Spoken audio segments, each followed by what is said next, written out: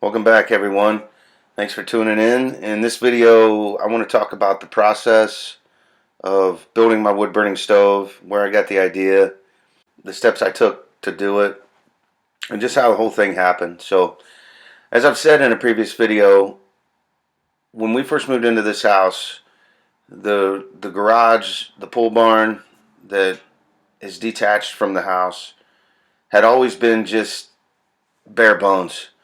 My dad built the place, built the garage, and I think at some point intended to insulate it and build it out more than it is, but he just never did. So I wanted to do that.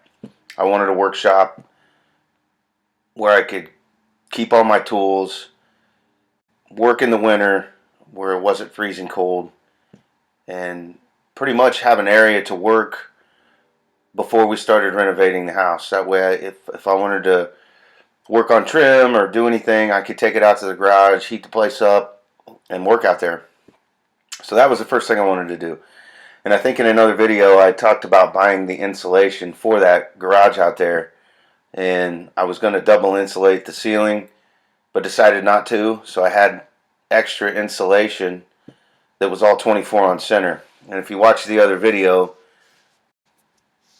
you'll see that I had to cut and splice all the 24-inch down to 16-inch and kind of double it up to give me an R26 in the insulation and so on. So we ran the insulation in the garage, and then I went and got just regular OSB, half-inch OSB, and lined the walls with it.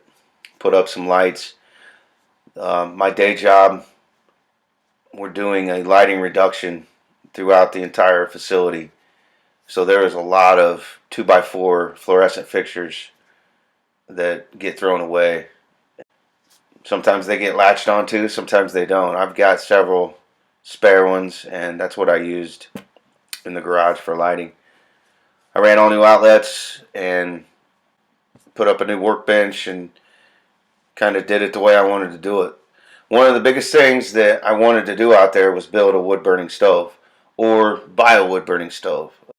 And I was going to buy one, but I saw a YouTube video, and the channel is called Made in Poland, and he built a wood burning stove out of car rims. And I thought, man, I can do that. I've got a welder.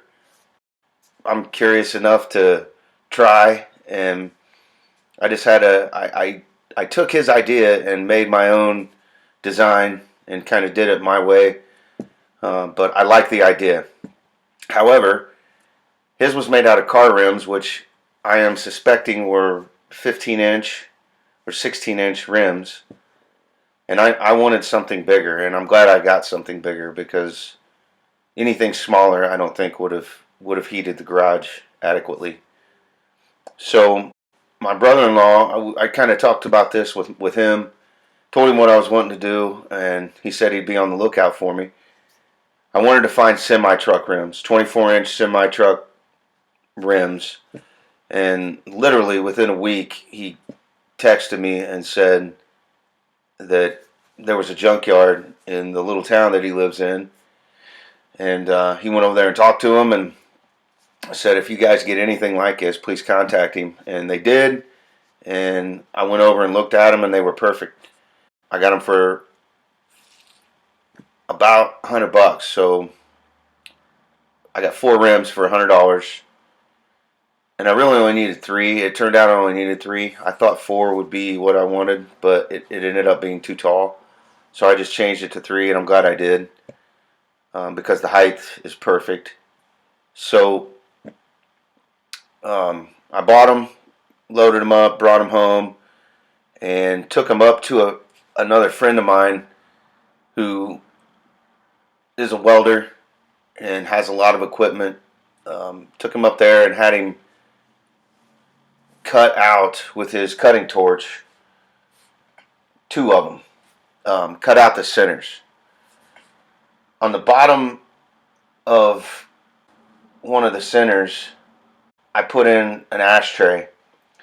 So I took a flat stock piece of steel and welded it one of the rims and just basically capped it off, and that was the bottom. And then I took some angle. I cut out a small rectangle, kind of for the opening of the ashtray, and put in a couple pieces of angle all the way to the back. Made a little tray that would slide in and out, and that became my ashtray. So you can see that this bottom piece here is the ashtray. There's the opening, the two rails, and then I make the ashtray to slide in and out. So after I burn for a day, it's usually pretty full. I take it outside, dump it. I put some of it in our compost pit. The other I just kind of throw on our outdoor fire pit. So, and not, you can't see it in this picture, in the early pictures, but I welded up a little door and made a hinge, and it's all pretty good. That's actually also my intake air, as it blows up through the firebox. So in the back corner of the garage where the stove sits now, I went to the local home improvement store, bought some just regular pavers on your patio or something because they were inexpensive, and bought a few bags of mortar, and I started building a wall to just capture that heat and reflect that heat back into the room. And it works well. Sometimes the wall gets so warm you can barely touch it, so it works well. So after I got the ashtray done, it was time to work on the firebox section, and I inverted one of the rims and welded up some angle on the bottom of it as well. That became the place where the fire burns. You know, I put the logs in this area, and I mean that's where where we're getting done, where we're getting hot. The other piece that had the center of the rim cut out, I took that center and flipped it over and then re-welded it, sort of like a heat sink, and that works really well. I took another piece of flat stock and welded it to the very top. That's the top of my stove. So that heat sink really works well because it keeps the top of my stove from just glowing red hot. And then of course I took a piece of 5.5-inch circular steel tubing, and welded it in at the top for my flue. After that was all done, I cut out another rectangle in my firebox area and took some, again, pieces of flat stock and cut out rectangles and made an opening for the door I was going to put on.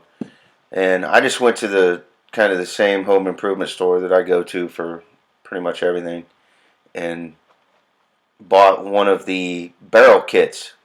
In the 55-gallon drum barrel kit that you can buy for making a wood burning stove, that comes with legs and a damper and a little door. Well, all I really wanted was the door, so I made the opening in this firebox, and then added a rectangular piece just like for my ashtray. Then welded some angles onto it and screwed the door to the front of that, and it really turned out well. I'm pretty pleased with it. And I went through I'm not a welder. I can weld, but I am not a welder. So I probably went through a spool and a half of wire for my MIG welder, and it probably took me 3 Saturdays to complete the whole thing. I guess with all the time that I put into it, it was probably 3 Saturdays to get everything welded up, cut in, and put together.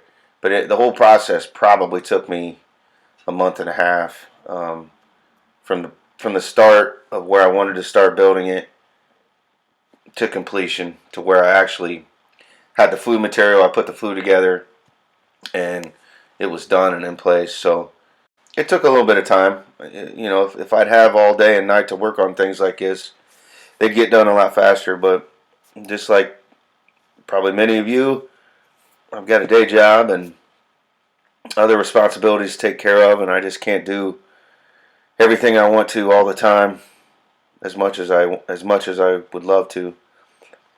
So towards the end, I'm finishing up just some odds and ends, getting the door on. And one of the last things I did was I wanted to test fire it to see how it burned, see how hot it would get. And I took it out into the driveway and we lit a fire in it, and it just did great. It did great. And my oldest daughter got the idea to cook some eggs on it. So I went and got the cast iron and we cooked eggs on it. So it gets pretty hot. I've got another. There's another photo. Here's another video where my wife was gone, and it was the girls and I, and we made egg sandwiches one evening. But here's what it turned out to look like in the end. There's a picture of it with the fire burning in it.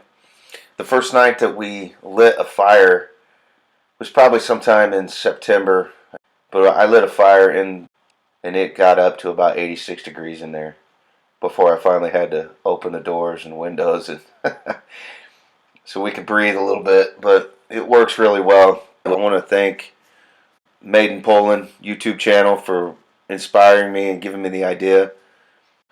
I couldn't imagine buying one for the garage after I had done this. It fits well in the corner. It's tucked away. Anyway, this was the process.